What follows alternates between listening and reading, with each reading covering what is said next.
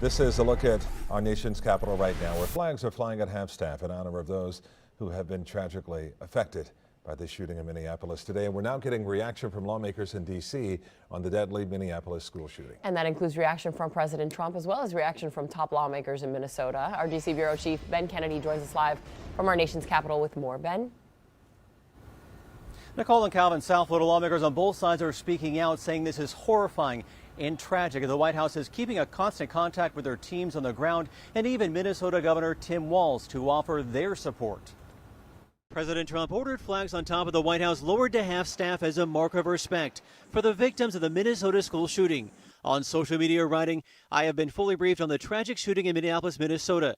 The FBI quickly responded and they are now on scene. The White House will continue to monitor this terrible situation. Please join me in praying for everyone involved."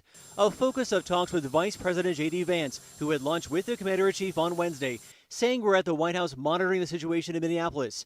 Join all of us in praying for the victims. Meanwhile, state and local leaders are weighing in. House Speaker Mike Johnson sharing we are heartbroken over the tragic violence and sent our gratitude to law enforcement and the first responders who were on scene. Florida Senator Rick Scott said he and his wife are heartbroken, with South Florida Representative Frederica Wilson stating this is horrifying. "My heart breaks for the victims of the Minneapolis school shooting, especially the children whose lives were taken. As a parent, former teacher, and principal, I can't fathom such cruelty. Gun violence has no place in schools, and this cannot be normalized." As Congressman Jared Moskowitz added, "I know this feeling all too well. 7 years later, it's still not gone." I have a message for the president this time. You can make things happen. You can actually stop this from happening, and there's no political risk in here because you're going to still be the president for the next 3 years. So this is a time for us to change things. And I think that President Trump can do this. And it's coming from me. So I think we should plan on solutions.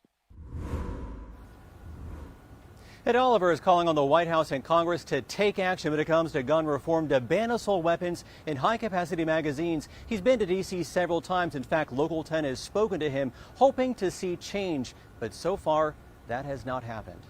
Nicole, Calvin? Our nation grappling with this issue yet again. Thanks a lot there, Ben. And stick with Local 10 for the latest on the school mass shooting in Minnesota. Look for the very latest updates both on air and online at local10.com.